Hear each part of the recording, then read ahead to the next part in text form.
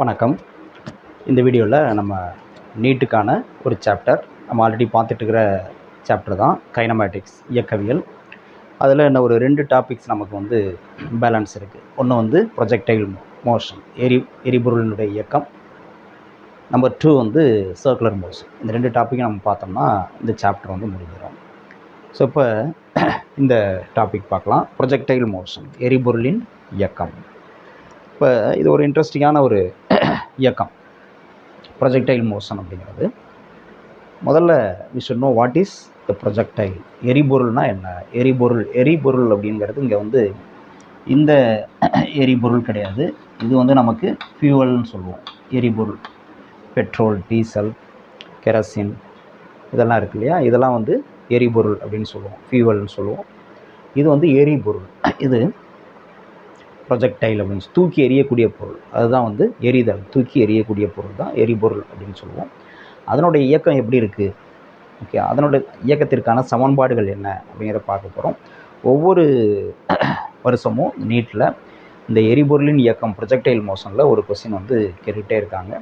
ரொம்ப முக்கியமான ஒரு டாபிக் இது. இந்த ஈக்குவேஷன்ஸ் அப்படியே நம்ம டைரெக்டாக மெமரைஸ் பண்ணி இது பண்ணுறதை விட அந்த ஈக்குவேஷன்ஸ் எப்படி வருது அப்படிங்கிறத புரிஞ்சுக்கிட்டோம்னா, இந்த இயக்கத்தை முழுமையாக நம்ம புரிஞ்சுக்கிட்டோம் அப்படின்னா நம்ம ப்ராப்ளம்ஸ் சால்வ் பண்ணுறப்போ ரொம்ப ஈஸியாக இருக்கும். அதனால் சின்ன சின்ன டெரிவேஷன் தான் அந்த ஈக்குவேஷன். நம்ம ஈக்குவேஷன்ஸ் ஆஃப் மோஷன் ஆல்ரெடி படிச்சிருக்கோம். அதை இதில் அப்ளை பண்ணி இதுக்கான ஈக்குவேஷனை கொண்டு வரணும். அதை நல்லா புரிஞ்சுக்கிட்டோம்னா இது வந்து ரொம்ப எளிமையான ஒரு டாபிக். Okay, right. இப்போது அதில் ப்ரொஜெக்டைல் அப்படின்னா என்ன, எரிபொருள் அப்படின்னா என்னென்னா, ஒரு இனிஷியல் வெலாசிட்டி நம்ம கொடுக்குறோம். இனிஷியல் வெலாசிட்டி ஒரு ஆரம்ப திசைவேகம் நம்ம கொடுக்குறோம். கொடுத்து இதை வந்து இந்த பொருளை வந்து தூக்கி எறிகிறோம். இப்படி தூக்கி எரிச்சிட்டோம் அப்படின்னா அது வந்து என்னது, எரிபொருள் அப்படின்னு சொல்கிறோம், ப்ரொஜெக்டைல்னு சொல்கிறோம். Okay, an object is thrown with some initial velocity. Okay, then it will move under the influence of gravitational force. அவ்வளோதான்.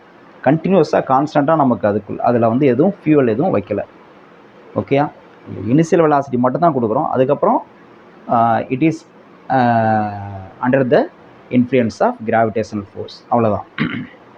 முழுக்க புவியீர்ப்பு விசையினுடைய தாக்கத்தில் அது வந்து இயங்குது. அவ்வளோதான். ரைட், அதுதான் நம்ம எரிபொருள் அப்படின்னு சொல்கிறோம். இப்போது இந்த ஒரு ஸ்டோன் அல்லது பால் அப்படின்னு எடுத்துக்கோமே, இது வந்து தரைப்பகுதி. இந்த புள்ளியிலேருந்து இதை தூக்கி எறிகிறோம், ஒரு பாலை வந்து தூக்கி எறிகிறோம். எவ்வளோ இதனுடைய ஆரம்ப திசைவேகம் என்ன அப்படின்னா V0 அப்படின்னு வச்சுக்கோம். V0ங்கிறது இனிஷியல் வெலாசிட்டி, ஆரம்ப திசைவேகம். இதனுடைய ஆரம்ப திசைவேகம் V0ன்னு வச்சுக்கோம். ஆரம்ப திசைவேகம். ஏன் ஆரம்ப திசைவேகம் சொல்கிறோம், அதுக்கு ரீசன் பார்ப்போம். நம்ம ஆரம்பத்தில் அது கொடுக்குற திசைவேகம். ஸோ இந்த திசையில் இப்படி நான் தூக்கி எறியறதா வச்சுக்கோம். இது வந்து செங்குத்து கோடு. ஓகே, இது வந்து எக்ஸ் அச்சு, இது ஒய் அச்சுன்னு வச்சுக்கோம். ஸோ ஒய் அச்சுக்கு அதனுடைய கோணம் அப்படின்னு பார்த்தீங்கன்னா, இல்லை, எக்ஸ் அச்சியோட அது ஏற்படுத்தக்கூடிய கோணம் எது, இந்த ஆரம்ப திசைவேகம் V0 ஏற்படுத்தக்கூடிய கோணம் எவ்வளோ அப்படின்னா தீட்டான்னு வச்சுக்கோம். θ0ன்னு வச்சுக்கோம். θ0.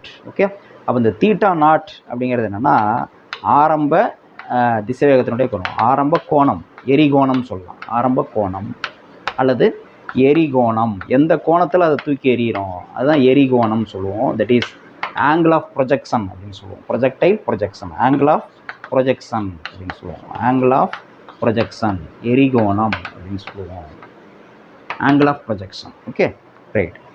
ஸோ இப்போ இந்த பர்டிகுலர் ஆரம்ப திசைவேகம் எந்த திசையில் இருக்குது, அதாவது இந்த எக்ஸ்ஹெச்சோட எவ்வளோ கோணத்தை ஏற்படுத்துது, அதுதான் வந்து எரிகோணம் அப்படின்னு சொல்லுவோம். Angle of projection. The projectile is projected at a particular angle with the x-axis, that is called angle of projection. சரி, இப்போ இந்த வெலாசிட்டி, அந்த திசைவேகம் வந்து என்ன ஆகும்னா போக போக மாறும்.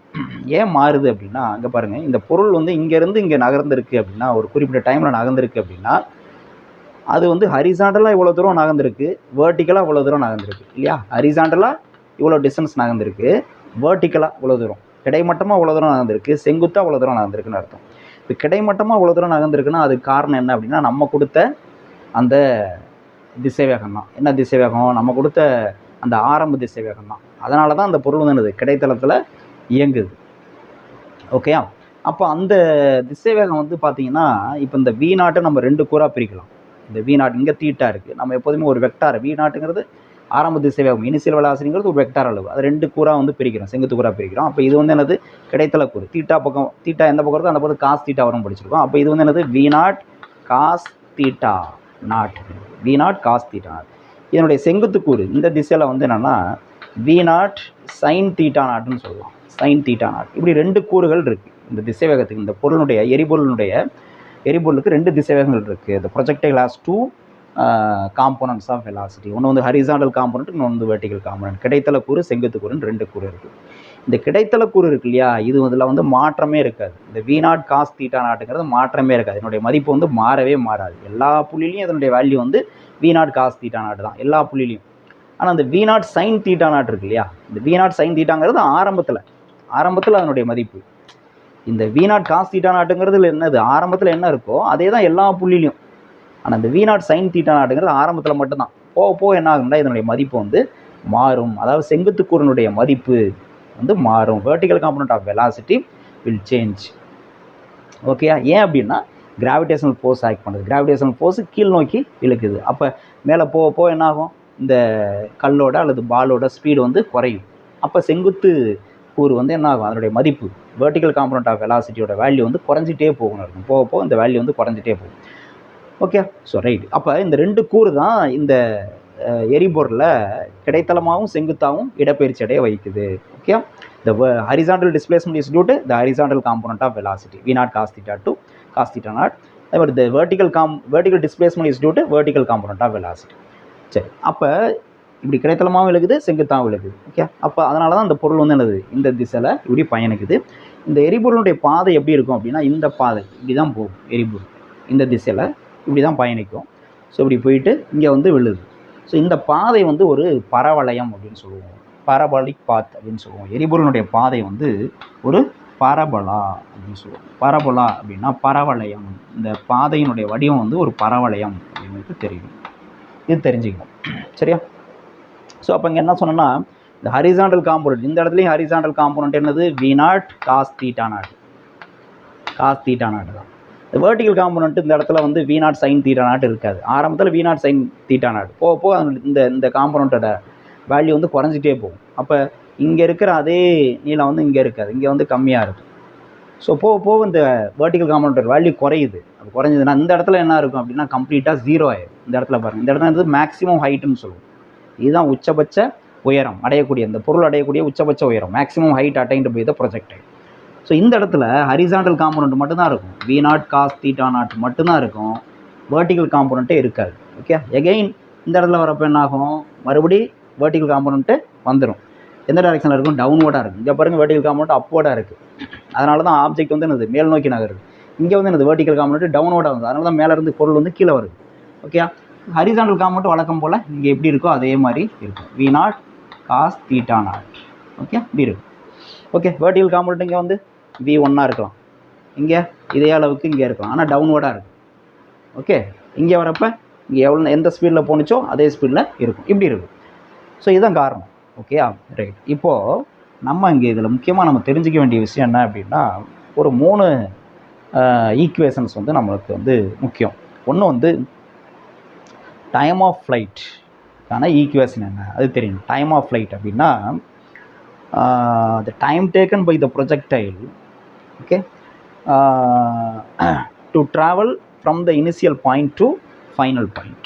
Okay, the point where it is projected from the ground and the point where it hits the ground. எங்கேருந்து தூக்கி எறியப்படுது, எங்கே அது வந்து மறுபடியும் மோதுது தரையில், அந்த 2 புள்ளிக்கும் இடையில அது பறக்குது இல்லை, அதுக்கு எவ்வளோ நேரம் எடுத்துக்குது, அதுதான் வந்து என்னது டைம் ஆஃப் ஃப்ளைட்டுன்னு சொல்கிறோம். அதை நம்ம இப்போ முதல்ல கண்டுபிடிக்கணும். ஓகே, அதை எப்படி கண்டுபிடிக்கிறோன்னு பார்ப்போம். இப்போது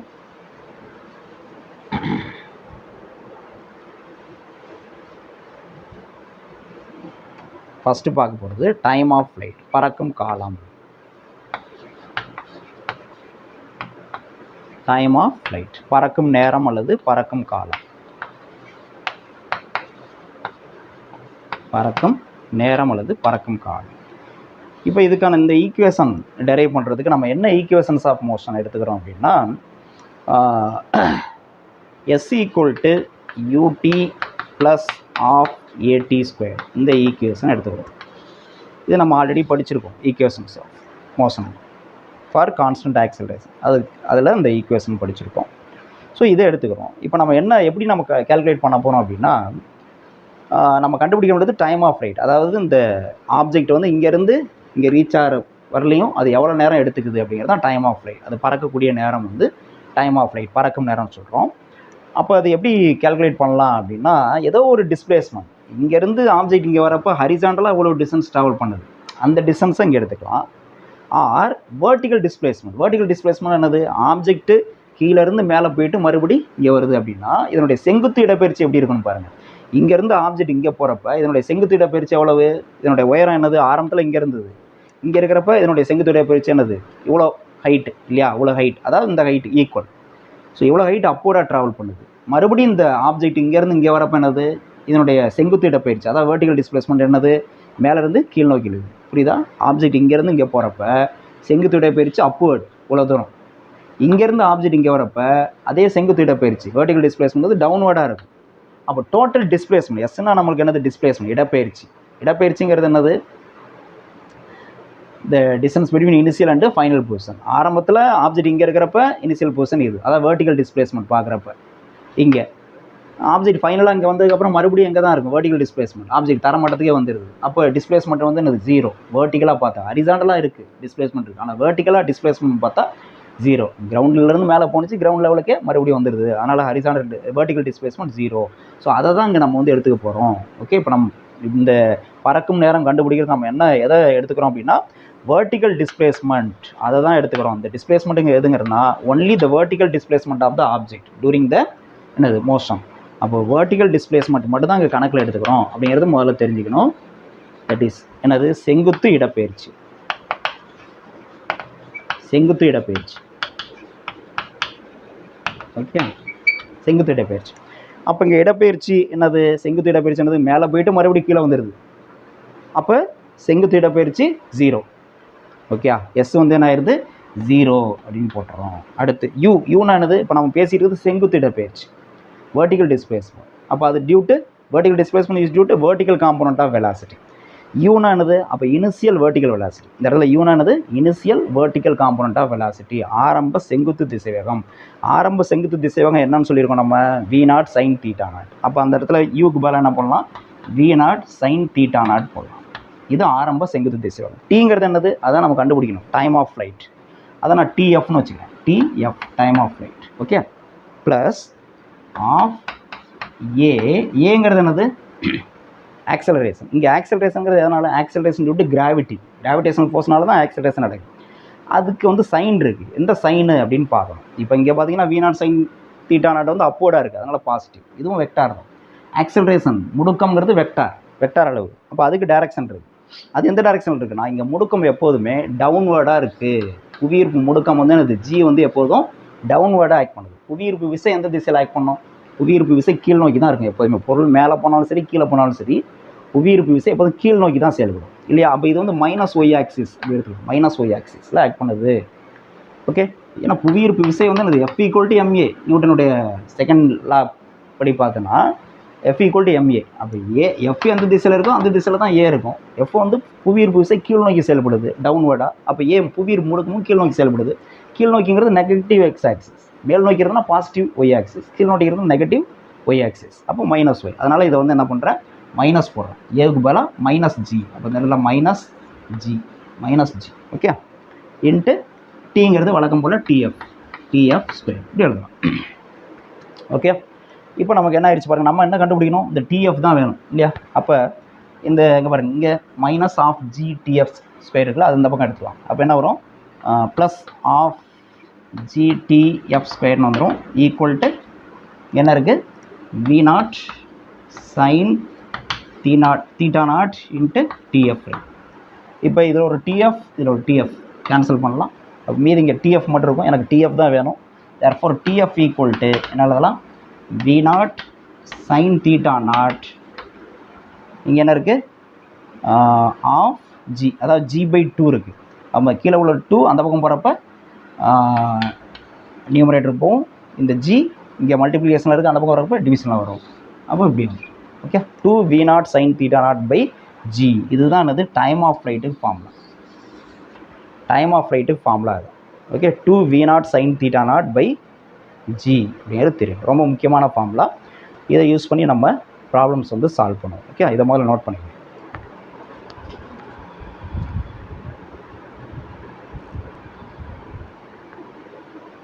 நெக்ஸ்ட் நம்ம பார்க்க போகிறது இதில் maximum height attained by the object. Maximum height அதாவது பெரும உயரம் அப்படின்னு சொல்கிறோம். பெரும உயரம். ஏன் பெரும உயரம்னு சொல்கிறோம் அப்படின்னா, உயரம்னா இந்த ஹைட், பெரும உயரம்னா இங்கே பாருங்கள், ஆப்ஜெக்ட் வந்து மேலே போக போக என்ன ஆகும், இங்கே இருக்கிறப்ப இந்த உயரம், இங்கே இருக்கிறப்ப இந்த உயரம் இல்லையா. அப்போ அதிகபட்ச உச்சபட்ச உயரத்தை அந்த ஆப்ஜெக்ட் அடைவது எங்கே, இந்த இடத்துல. இதுதான் பெரும உயரம்னு சொல்கிறது. ஸோ இந்த ஹைட் இருக்குல்ல, இதுதான் நம்ம என்ன சொல்லுவோம், ஹச் மேக்ஸிமம் அப்படின்னு சொல்கிறோம். பெரும உயரம் மேக்ஸிமம் ஹைட். அதுக்கு என்ன ஃபார்முலா, அதை டெரைவ் பண்ணுவோம். இப்போ இதுக்கு நம்ம என்ன ஈக்குவேஷன் எடுத்துக்கலாம், நம்மளுக்கு பொருத்தமான ஈஸியான ஈக்குவேஷன், தெரிஞ்ச வேல்யூ எதெல்லாம் ஒரு ஈக்குவேஷன் எடுத்தால் அதில் நமக்கு தெரிஞ்ச வேல்யூஸ் இருக்கும் சப்ஸ்டிட் பண்ணுறது, அப்போ தான் ஈஸியாக இருக்கும். ஸோ அந்த மாதிரி ஒரு ஈக்குவேஷன் எடுத்துக்கிறேன். நம்ம ஈக்குவேஷன்ஸ் ஆஃப் மோஷனில் 3ல் எது அப்படின்னா இது எடுத்துக்கிறேன். v = u + at. அங்கே பார்த்தீங்கன்னா இந்த ஈக்குவேஷன் டெரைவ் பண்ணுறப்ப, டைம் ஆஃப் ஃப்ளைட் டெரைவ் பண்ணுறப்ப, பறக்கும் காலம் டெரைவ் பண்ணுறப்ப s = ut + ½ எடுத்து டெரைவ் பண்ணோம்.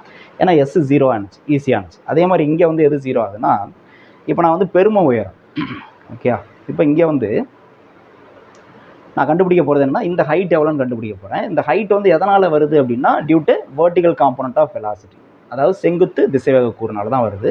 அப்போ செங்குத்து திசைவேக கூறில் ஏற்படக்கூடிய மாற்றம், இங்கே யூனா என்னது ஆரம்ப செங்குத்து திசைவேகம், இனிஷியல் வெர்டிகல் வெலாசிட்டி, வீணானது ஃபைனல் வெர்டிகல் வெலாசிட்டி, இறுதி செங்குத்து திசைவேகம். அதாவது பொருள் வந்து இங்கேருந்து இங்கே போகிறப்ப உயரம் வந்து என்னது படிப்படியாக இங்கேருந்து இங்கே போகிறப்ப இவ்வளோ இவ்வளோ அப்படியே என்னது இந்த உயரம் வந்து இந்த உயரத்தை அடையுது. அப்போ ஆப்ஜெக்ட் இங்கேருந்து இங்கே ட்ராவல் பண்ணுறப்ப யூவில் என்ன மாற்றம், அதாவது ஆரம்ப திசைவேகம், இறுதி திசைவேகம், ஏ என்ன டி என்ன, அதுதான். ஓகே இப்படி தான் நம்ம வந்து பார்க்குறோம். இப்போது இதில் நம்ம இதில் வந்து பெரும உயரம் இல்லை. ஃபஸ்ட்டு என்ன கண்டுபிடிக்கிறோம்னா, time to reach maximum height. Time to reach maximum height T F மாதிரி டீன்னு வச்சுக்கோமே. Time to reach maximum height, பெரும உயரத்தை அடைய ஆகும் காலம். பெரும உயரத்தை அடைய ஆகும் காலம் இதை முதல்ல கண்டுபிடிச்சிக்கோம். அடைய எடுத்துக்கொள்ளக்கூடிய காலம் அதுதான் முதல்ல கண்டுபிடிக்கும். அதை கண்டுபிடிச்சா தான் அதுக்கப்புறம் நம்ம பெரும் உயரம் இதெல்லாம் ஈஸியாக இருக்கும். ஸோ அதை கண்டுபிடிச்சிக்குவோம். அப்போ இதை எடுத்துக்கிறேன் இந்த ஈக்குவேஷன். இப்போ இதில் பார்த்தீங்கன்னா நம்ம பேசிகிட்டு இருக்கிறது வந்து வெர்டிகல் டிஸ்பிளேஸ்மெண்ட், அதாவது செங்குத்து இடப்பெயர்ச்சி பற்றி பேசிகிட்டு இருக்கோம். செங்குத்து இடப்பெயர்ச்சி vertical displacement is due to vertical component of velocity, செங்குத்து திசைவேக கூறு. அதில் ஏற்படக்கூடிய மாற்றம் தான் இங்கே வரும். இங்கே யூனா ஆரம்ப செங்குத்து திசைவேகம், வீணா இறுதி திசைவேகம் இல்லையா. அப்போ பெரும உயரங்கிறது இந்த உயரம், இந்த உயரம் அடையிறதுங்கிறது எப்போ, பொருள் வந்து இங்கேருந்து இங்கே போகிறப்ப. அப்போ ஆரம்பத்தில் யூங்கிறது வந்து ஆரம்ப செங்குத்து திசைவேகம், இனிஷியல் வெர்டிகல் வெலாசிட்டி, அது இது. ஓகே அப்போ யூக்கு பதில் என்ன பண்ணணும், v0 sin θ0 போட்டாச்சு. வீணானது ஃபைனல் வெர்டிகல் வெலாசிட்டி, இறுதி செங்குத்து திசைவேகம். பொருள் இங்கேருந்து இங்கே போகிறப்ப இதுதான் ஃபைனல் பாயிண்ட். இங்கே இறுதி செங்குத்து திசைவேகம் என்ன, ஃபைனல் வெர்டிகல் வெலாசிட்டி என்ன சொன்னோம், இந்த வெர்டிகல் வெலாசிட்டி போக போக டிக்ரீஸ் ஆகிட்டே வந்து இந்த இடத்துல 0 ஆயிருதுன்னு சொல்கிறோம் இல்லையா. இந்த இடத்துல 0 ஆயிரும். அப்போ v வந்து 0. ஓகே ப்ளஸ் ஏங்கிறது என்ன சொன்னேன், g. அந்த g வந்து டவுன்வர்டாக இருக்கிறதுனால -g போடுறோம். ஸோ இங்கே வந்து -g இன்ட்டு t. இந்த t தான் நம்ம கண்டுபிடிக்கணும். Time to reach maximum height, object இங்கேருந்து இங்கே போகிறதுக்கு எவ்வளோ டைம் எடுத்துக்குதுன்னு தான் நம்ம கண்டுபிடிக்கிறோம். ஸோ அப்போ இது வந்து டீன்னு வச்சுக்கிறேன். இப்போ இங்கே பாருங்கள் -gt இந்த பக்கம்னா +gt ஆயிரும். ஸோ +gt = v0 sin θ0 வந்துடும். நமக்கு t தான் வேணும். therefore t = என்ன எழுதலாம், t = g அந்த பக்கம் போணுச்சுன்னா v0 sin θ0. இந்த g மல்டிப்ளிகேஷனில் இருக்குது, அந்த போகணும் டிவிஷனில் போகும், இப்படி வரும். So time taken to reach maximum height எவ்வளோ வருது பாருங்கள், v0 sin θ0/g அப்படின்னு கிடைக்கும். Time of flight entire motion இங்கேருந்து இங்கே போகிறதுக்கு எவ்வளோ நேரம் ஆனிச்சு பாருங்கள், 2v0 sin θ0/g. அப்போ பார்க்கும்போது என்ன தெரியுது, ரெண்டையும் கம்பேர் பண்ணால் இதை போல் இது 2 மடங்குன்னு நல்லாவே தெரியுது. தட் இஸ் tf = 2t அப்படின்னு தெரியுது இல்லையா. அப்போ ஆப்ஜெக்ட் இங்கேருந்து இங்கே போகிறதுக்கு எவ்வளோ டைம் எடுத்துக்குதோ அதே டைம் தான் மேலேருந்து கீழே வரதுக்கு எடுத்துக்குதுன்னு அர்த்தம். இங்கேருந்து இங்கே போகிறதுக்கு 5 செகண்ட்னா மேலேருந்து கீழே வரதுக்கும் 5 செகண்ட் தான் எடுத்துக்குது அப்படிங்கிறது ஒரு இன்ட்ரெஸ்டிங்கான விஷயம். புவியீர்ப்பு விசை எதிராக ட்ராவல் பண்ணுறப்பையும் 5 செகண்ட் தான் எடுக்குது, இங்கேருந்து இங்கே வரப்பையும் 5 செகண்ட் தான் எடுத்துக்குது அப்படிங்கிறது தெரியுது. ஓகே, ஸோ இது ஒரு முக்கியமான ஈக்குவேஷன். இது ரெண்டாவது ஈக்குவேஷன். அப்போ இதை நம்ம இங்கே நோட் பண்ணிக்குவோம். That is T equal to என்னது, v0 sin θ0/g. இந்த ஈக்குவேஷன் முக்கியம். ஓகே, இதை நோட் பண்ணி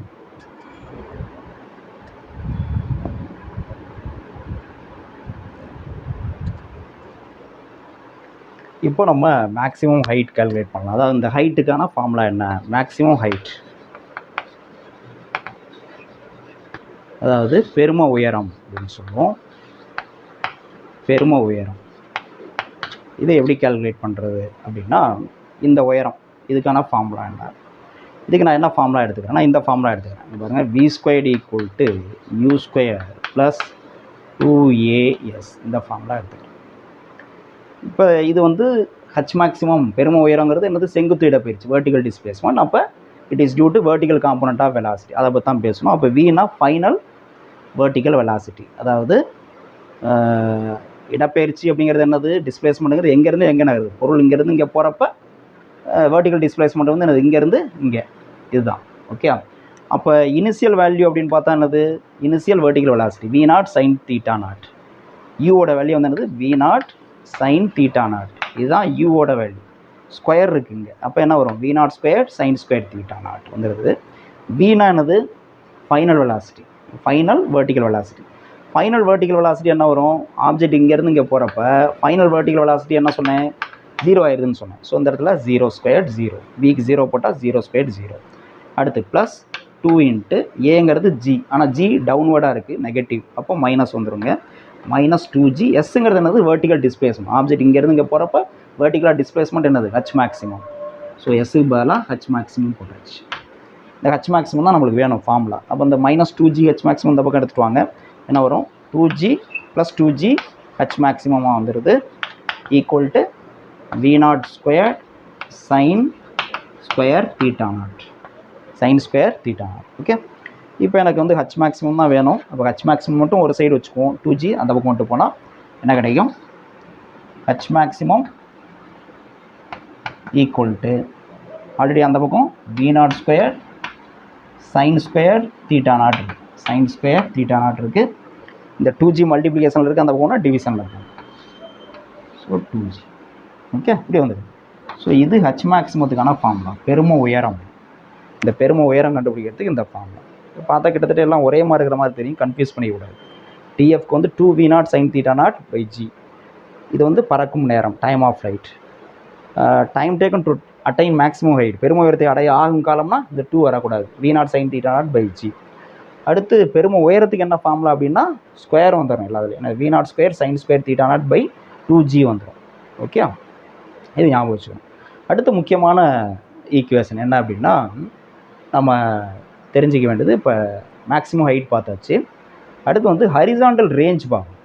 ஹரிசாண்டல் ரேஞ்ச் இங்கேருந்து இந்த இது வரைக்கும் நம்ம பேசிகிட்டு இருந்ததெல்லாம் வெர்டிகல் டிஸ்பிளேஸ்மெண்ட்.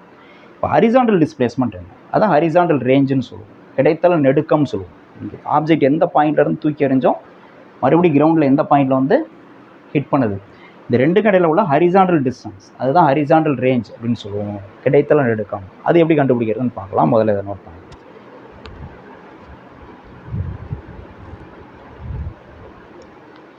இப்போ ரேஞ்ச் எப்படி கால்குலேட் பண்ணுறது, ரேஞ்சுங்கிறது இந்த பாயிண்ட் தான், இந்த ஏன்னு வச்சுக்கோம், இந்த பாயிண்ட்டை பின்னு வச்சுக்கும், இந்த ஏபி இந்த டிஸ்டன்ஸ் தான் நம்ம ரேஞ்சுன்னு சொல்கிறோம், கிடைத்தல நெடுக்கம். ஓகே, அது horizontal distance between the point of projection and the point where the projectile hits the ground. Okay, அதுதான் நமக்கு வந்து ரேஞ்சுன்னு சொல்கிறோம், கிடைத்தல நெடுக்கம். ரைட், இந்த ரெண்டு புள்ளி எங்கேருந்து எரியிறோம், மறுபடி கிரவுண்டில் தரையில் எங்கே வந்து அந்த எரிபொருள் வந்து தரையை தொடுது, ரெண்டு கடையில் உள்ள கிடைத்தல தொலைவு தான், ரெண்டு புள்ளி கடையில் உள்ள கிடைத்தல தொலைவு தான் நெடுக்கம், கிடைத்தல நெடுக்கம்னு சொல்கிறோம். இப்போ இது நமக்கு ஹரிசாண்டல், இது வரைக்கும் நம்ம பேசிகிட்டு இருந்தது எல்லாமே வெர்டிகல் டிஸ்பிளேஸ்மெண்ட், செங்குத்து இடப்பெயர்ச்சி, அது வந்து செங்குத்து திசைவாக கூறுனால நடக்குதுன்னு பார்த்தோம்.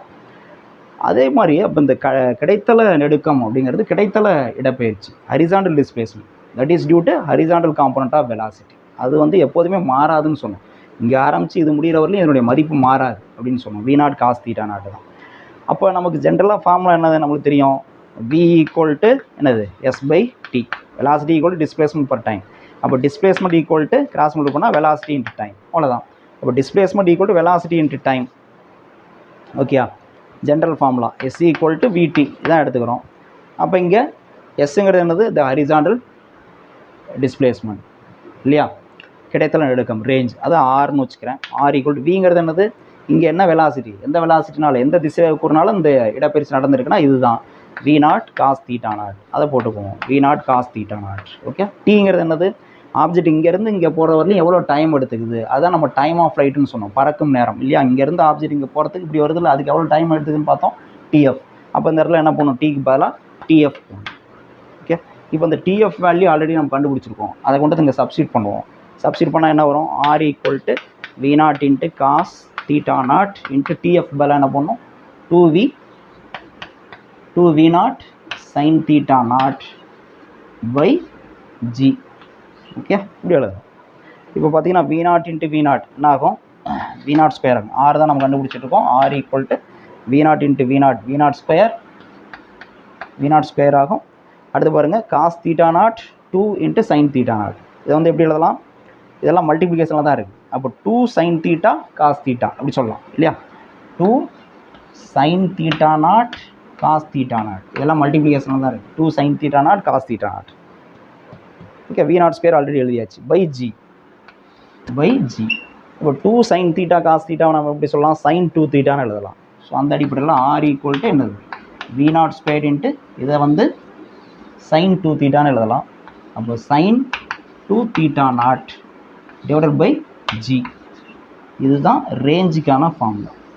ரேஞ்ச் கிடைத்தல் நெடுக்கிறதுக்கான ஃபார்முலா V0² sin 2θ0.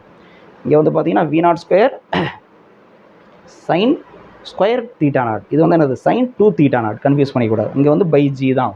ஸோ இதெல்லாம் பார்க்குறதுக்கு ஒரே மாதிரி இருக்கும், ஈக்குவேஷன்ஸ் எல்லாமே கன்ஃபியூஸ் பண்ணி எல்லாத்துலேயுமே வந்து சைன் தான் வரும், காசுக்கு வேலையே இல்லை. இந்த ஃபார்முலாவில் இந்த ஃபார்முலா எல்லாமே வந்து சைன் தான் வரும், காசு வராது. அதனால் கன்ஃபியூஸ் பண்ணிக்கக்கூடாது. ஸோ எங்கே வந்து G வருது, எங்கே வந்து 2G வருதுன்னு பார்த்துக்கணும். H மேக்ஸிமத்துக்கு மட்டும்தான் 2G வரும், மற்ற எல்லாத்துலேயுமே வந்து என்னது G தான் வரும் அப்படிங்கிறத ஞாபகம் வச்சுக்கணும். ஸோ இந்த ஃபார்முலாஸ் எல்லாமே முக்கியம். இதை பேஸ் பண்ணி நம்ம ப்ராப்ளம் சால்வ் பண்ண போகிறோம். ஓகே, ப்ராப்ளம்ஸ் வந்து நெக்ஸ்ட் வீடியோவில் பார்க்கலாம். ஓகே, நன்றி.